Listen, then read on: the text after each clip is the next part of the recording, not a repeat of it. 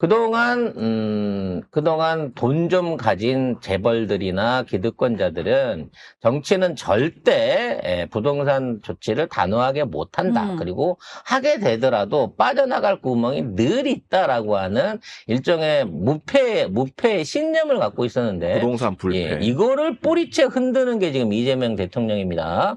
일단 지금 그 양도세 유예에 대한 거는 확실하게 안 하겠다고 선언을 해서 영향을 미치고 있는데 5월 9일까지다. 네.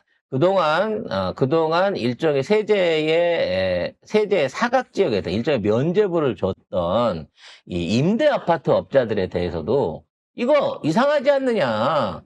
임대 아파트를 하려면 지어서 하는 거면 이해가 가겠는데 돈 있다고 아파트를 돈 주고 사들여갖고 임대업을 하는 데 대해서까지 이 과세를 안 하는 거는 문제가 있다라고 얘기를 하셨습니다. 일단 기사를 보고요. 이게 왜 문제인 건지 내부적으로 확인을 해보겠습니다. 네.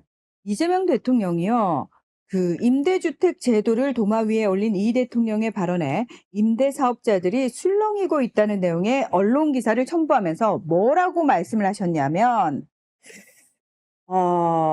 기사 본문에 매입 임대주택 중 아파트는 16%에 그치고 이 중 42,500호 정도가 서울에 있다고 쓰여 있다면서 이 물량이 결코 적은 것이 아니라고 지적을 했습니다. 그러면서 다주택인 아파트 42,500호가 양도 차익을 누리면서 무기한으로 버티지 않고 다주택 양도세 피해 매물로 나오면 집값 안정 효과가 미지수일 것 같지는 않다라고 말씀을 하셨습니다. 해결되는 거지. 지금 정부가 앞으로 4년 동안 추가 공급을 하려고 목적하고 있는 5만 호잖아요. 네, 5만 호예요. 근데 그걸 하려고 하면 최소 2년에서 5년 정도의 시간이 걸려요. 그렇죠. 건설을 해야 되니까. 그렇죠. 그리고 뭐 그 관련해갖고도 뭐 여러 가지 법적 절차나 행정 절차 같은 것들이 필요하기 때문에 5만 호가 공급되는 시점이라고 하는 거는 5년 후를 기본 그 정도 5년 정도 시간이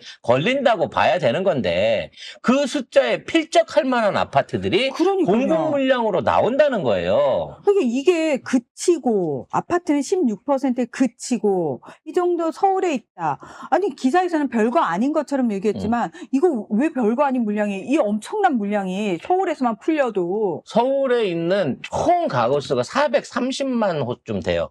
주택이랑 뭐 연립이랑 아파트랑 다 합쳐가지고. 근데 제일 인기 있는 건 사실은 아파트인데 아파트만 4만 호가 지금 다주택자들한테 사업 용도라는 목적으로 인해 가지고 보유세나 양도세를 면제받으면서 그와 관련해 가지고 네, 아파트 말고 아파트는 16%고 아니 그러니까 이 아파트 16% 중에 4만 호가 지금 서울에 있는 아파트라니까 이게 다 서울 아파트예요.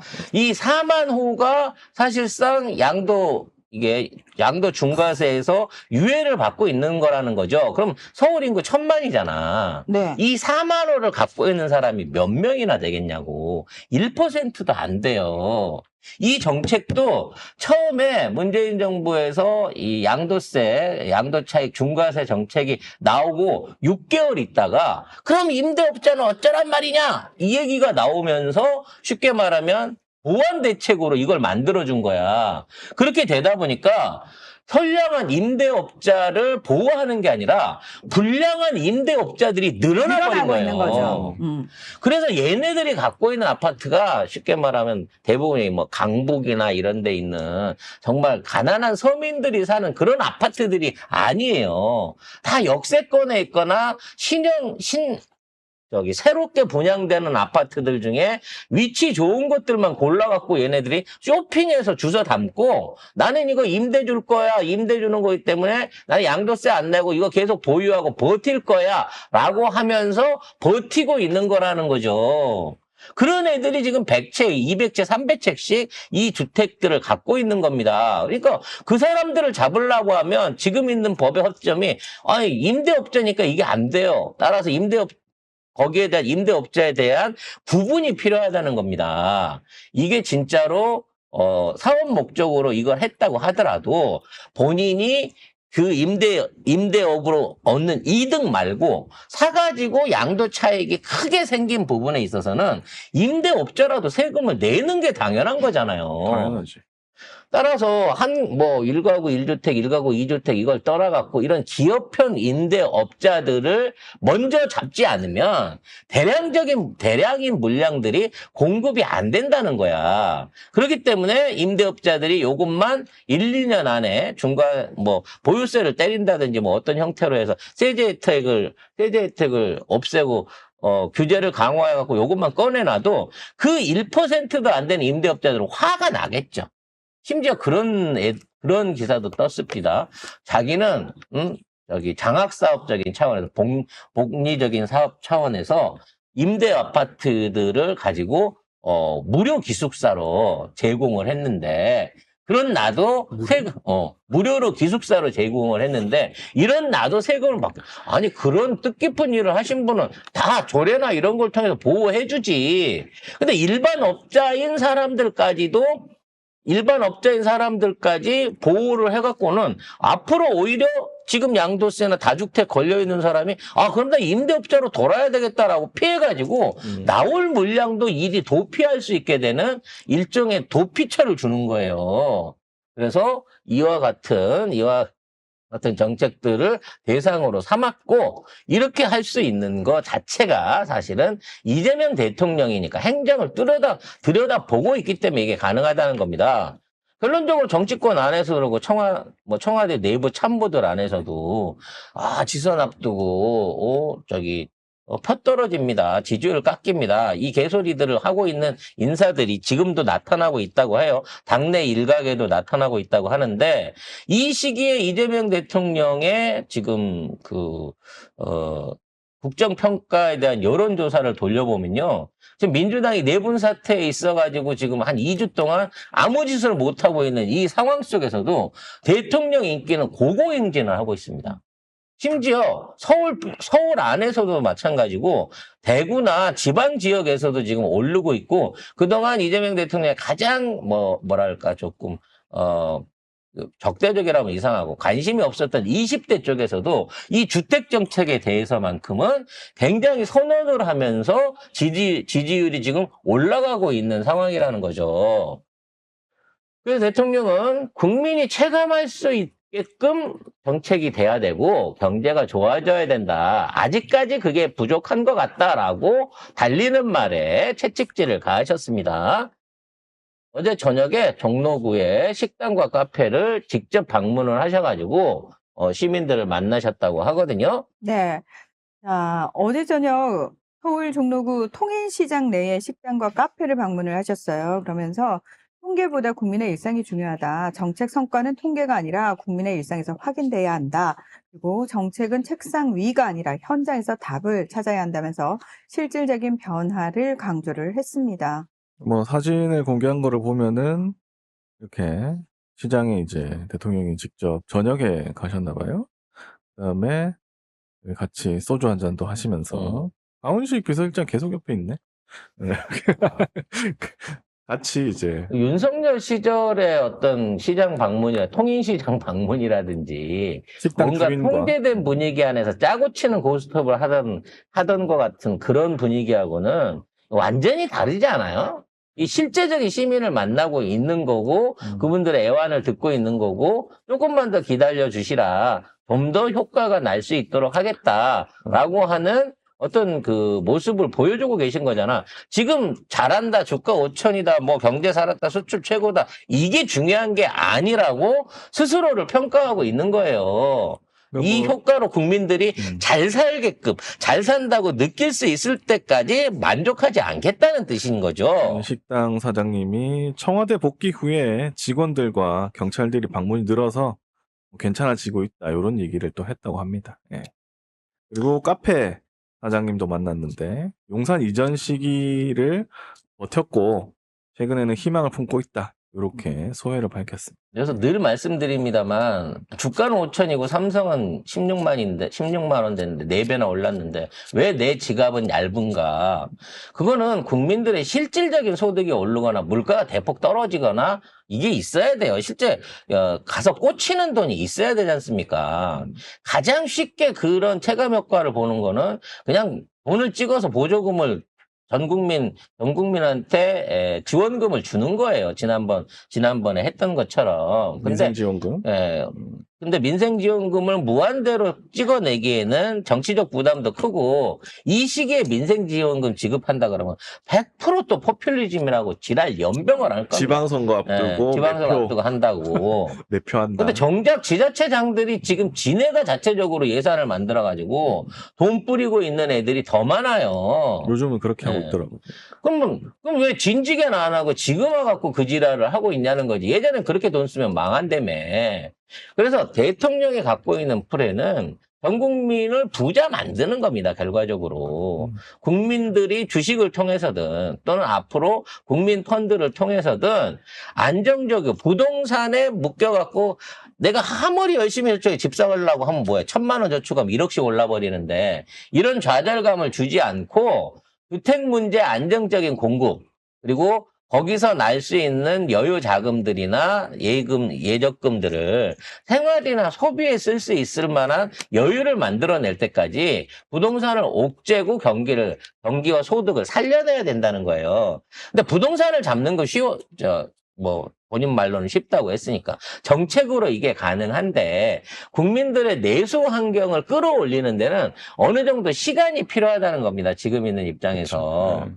그래서 이러한 정책들의 수혜 그리고 앞으로 예산들이 여러 방면에서 풀리기 시작하면서 이 수혜를 보는 데는 최소한 4개월 정도는 걸릴 거라고 생각하고요. 왜냐하면 3년 동안 윤석열을 망쳐놨잖아. 그거 어떻게 한 방에 어떻게 뒤집어? 그거 지금 힘들지. 국내에서 예산이 이제 본격적으로 집행되기 시작하는 시기가 지금부터 1월, 2월부터 시작이 됐기 때문에 4월이나 5월쯤에는 내수 경기가 확실히 올라오는 거를 여러분들이 체감하실 수 있을 거기 때문에 조금만 참아주시면 그 효과들을 낼 것이고요. 그에 대한 약속 또 거기서 지금 만들어지고 있는 부들이 또다시 부동산으로 빠져들어갔고 일부의 개인적인 칩으로 가지 않도록 이 부분에 대한 하수구를 먼저 확실하게 막아놓고 그 다음에 물을 채우겠다라고 하는 이재명 대통령의 근데 계획을 이제 기다려주시면 좋겠습니다. 국짐이나 이직들이나 그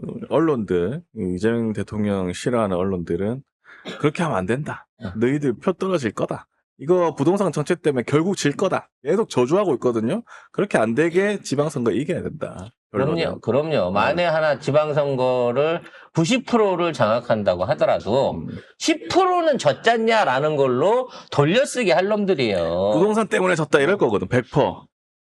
아니 그냥 주식이 오르면 맨날 5,000분개, 5,100분개, 5,300분개 이 얘기를 쓰고 있는 놈들하고 무슨 정상적인 언론 경쟁이 되겠습니까? 왜 얘네들이 이렇게 부동산에 대해서 악을 하느냐. 특히 조선일보가 이 난리를 치느냐. 라는 점을 보면 지들이 직접적인 영향력을 받고 있는 피해자이기 때문이에요. 피해자? 피해자? 피해자가 아니라 일종의 이때까지 꿀을 빨았지. 그렇죠. 꿀 빨았고 부동산 이 정책으로. 정책에 의해서 앞으로 세금 폭탄을 맞을 수밖에 없는 그런 자기 자신을 피해자 코스프레를 하고 있는 거예요. 폭탄이 아니고 그냥 정상적인 세금을 내야 돼요. 이제는. 그러니까 정상적으로 보세요. 내라고. 아니 우리는 진짜 세금 하다못해 국민연금 내는 거, 건강보험료 내는 거 하루만 연체돼도 다 독총장 날아오면서 플러스 돼서 우린 다 내잖아요. 빼도 박도 못해 우리는. 심지어 추석 때나 명절 때나 연말에 성과급이나 지원금을 받아도 거기서도 떼요. 다 세금을 떼요. 세금 떼요. 월급쟁이들은. 우리는 그게 너무 당연하고 우리한테는 익숙한데 나는 조선일보도 그렇고 막 김건희 하는 짓거리도 그렇고 그 일당들 하는 짓거리 보면 야 10원 20원 세금 내고 있는 우리가 병신인가라는 생각이 든다니까. 저는 조만간 조선일보가 부동산 때문에 한번 망할 걸로 생각이 돼요. 왜냐하면 지금 방상훈 일가의 그 부동산 자산이 지금 2조 5천억이라는 말이 있어요. 늘 제가 얘기했죠. 양평 고속도로 때문에 유일하게 물어뜯었던 거는 원래 그쪽에 조선일보 땅이 있을 거다 그런 얘기를 했는데 뭐 이런 얘기는 좀. 근데 그것도 2021년 기준입니다. 그렇죠. 2021년 기준. 지금은 얼마가 됐는지 모르죠. 약 40만여 평이고 이게 2조 5천억 규모인데 지금 5년이 지났잖아요. 올랐겠지. 그래서 지금 방상훈 회장의 건강이 조금 심각한 상태다라고 하는 얘기가 있습니다. 그래서 조만간 그 엄청난 부동산들에 대한 어떤 형태의 양도세가 됐든 상속세가 됐든 이걸 물어야 된다라고 하는 부분이 있는 거죠. 그러니까 상속세라고 해갖고 많은 사람들이 막, 상속세 나 상속 받을 재산도 없으면 상속세가 오르면 어떻게 해요? 막 난리를 치는데. 그래서 상속세 왜 받을 게 많으세요? 그러면 대한민국에서 상속세를 낼 수 있을 만큼의 재산을 소유한 사람은 이 전체 인구의 4%밖에 안 됩니다. 96%는요, 다 상속 공제에 의해서 상속세 없이 다 받아요. 그러니까요. 한 10억, 15억짜리 아파트 한 채 상속받는다고 해갖고 거기에 5억, 6억씩 세금 상속세 나오는 거 아니라고. 네. 2023년의 기준 한국에서 상속세를 납부하는 비율은 전체 사망자 중 약 5.6%에서 6.28%입니다. 상위 막말 딱 까놓고 얘기해서 여기 이 중에 상속세 낼 사람 있어 없어? 그러니까 없어요. 아무도 없어요. 죽는 사람 중에 4위 6% 7% 안에 들어가야 돼. 우리는 아니야. 재산량으로 그 상위 그 퍼센트 안에 어떻게 들어가요? 적어도 우리는 아니야. 자식한테 말 그대로 똘똘한 집 한 채 물려주려고 하더라도 집이 한 15억은 돼야 뭐 세금을 내고 자식할 때 간다는 거지. 그러면서 중과세 하자는 부분, 부동산 정책에 대해서, 이 6군데서 실거주를 하고 있는 야당 대표란 놈도 자기 거 안 팔고 버티고 있잖아. 자, 그리고 상속세 대부분, 그러니까 한 85%는 100억 원 이상의 고액 상속자 300여 명이 부담하고 있습니다. 1년에 300명이 냈다고, 300명. 근데 뭐 상속세 오르는 거 걱정하고 있어요. 나 300억 자산 있으면 다 진짜 편하게 상속시켜주고 일 안 하고 살겠어요. 적어도 우리는 아니다. 예. 정말 될 수가 없다. 죽기 전날까지 이렇게 물건을 팔아야 되나. 하루 먹고 살고 있는 그렇습니다. 영세 유튜버들도 있는데. 그리고 딱 깔고 우리 중에 다 우리도 마찬가지지만 저희도 출연료 받아서 먹고 살잖아요. 여러분도 월급 나와야 먹고 살잖아요. 그 월급 끊기면 당장 먹고 살 거 걱정해야 되는 것처럼 저희도 똑같아요. 이 방송 없어지면 어떻게 먹고 살지라는 걱정을 늘 밑바닥에 깔면서 우리 똑같이 그렇게 사는 사람들이라고. 왜 그런 사람이 종부세를 걱정해주고 상속세를 걱정해주고 재용이 세금 많이 내서 어떡한다나 이 걱정을 왜 해주냐고 씨. 그리고 일반적으로 상속 공제, 배우자 공제 등으로 인해서 5억에서 10억 원 이하는 상속세를 안 냅니다. 우리는 아니야. 그러니까 우리는 6개월 아니야. 동안 이재용이는 일론 머스크보다 돈을 더 많이 벌었어요. 주가 올라갔고 20조 원을 진짜. 벌었다고. 20조 원을. 미치겠다. 아.